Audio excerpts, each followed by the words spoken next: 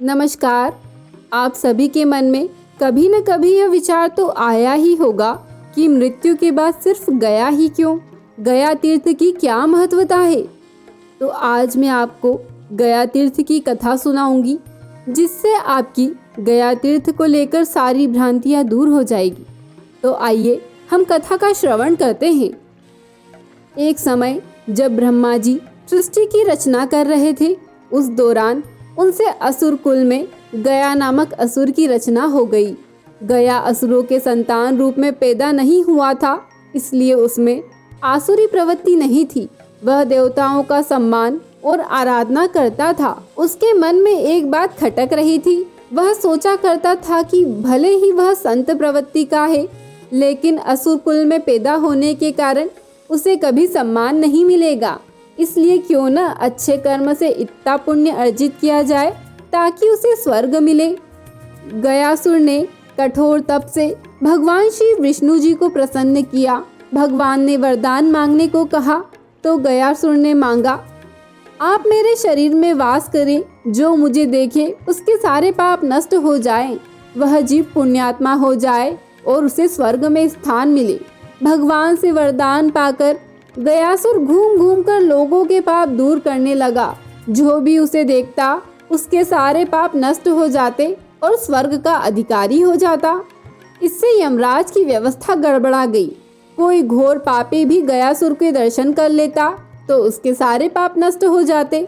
यमराज उसे नर्क भेजने की तैयारी तो करते, लेकिन गयासुर के दर्शन के प्रभाव से वह स्वर्ग मांगने लग जाते। यमराज को हिसाब रखने में संकट हो गया था।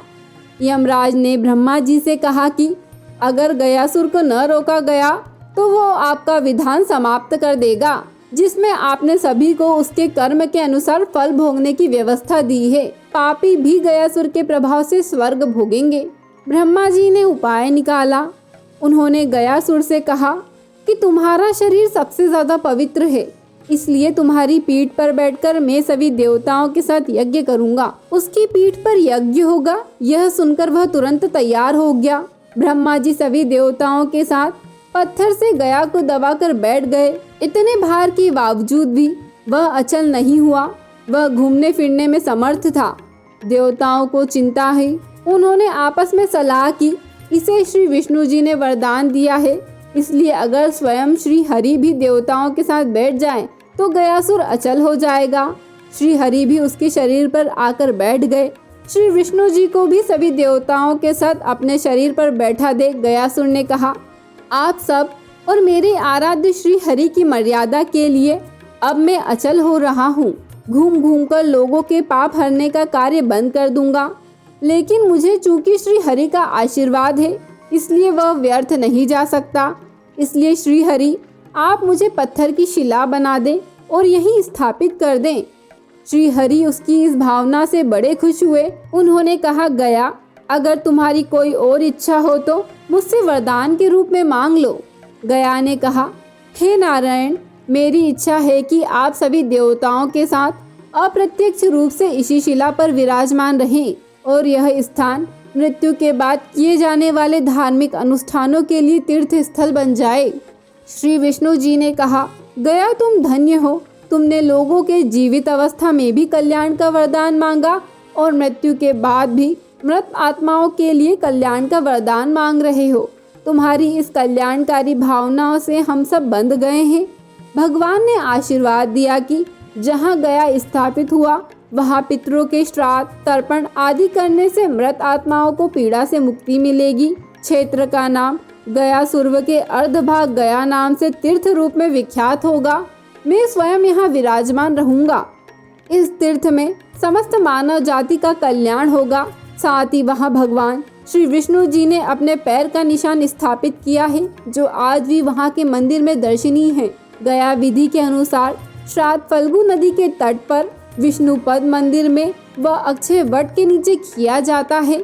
वह स्थान बिहार के गया में हुआ, जहाँ श्राद्ध आदि करने से पितरों का कल्याण होता है। गया में फल्गु नदी प्रायः सूखी रहती है।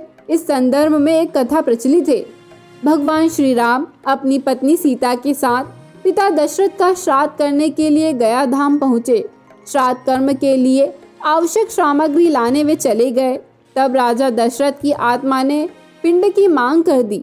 फल्गु नदी तट पर अकेली बेटी सीता जी अत्यंत असमंजस में पड़ गई।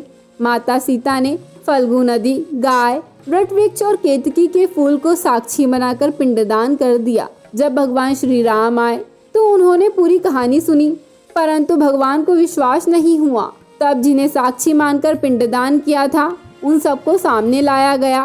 पंडा, फाल्गु नदी, गाय और केतकी के फूल ने झूठ बोल दिया, परंतु अक्षय वट ने सत्यवादिता का परिचय देते हुए माता की लाज रखी। इससे क्रोधित होकर सीता जी ने फल्गु नदी को श्राप दे दिया कि तुम सदा सूखी रहोगी, जबकि गाय को मेला खाने का श्राप दिया। केतकी के फूलों को पितृ पूजन में निषेध कहा। वट वृक्ष पर प्रसन्न होकर सीता जी ने उसे दूसरों को छाया प्रदान करने व लंबी आयु का वरदान दिया।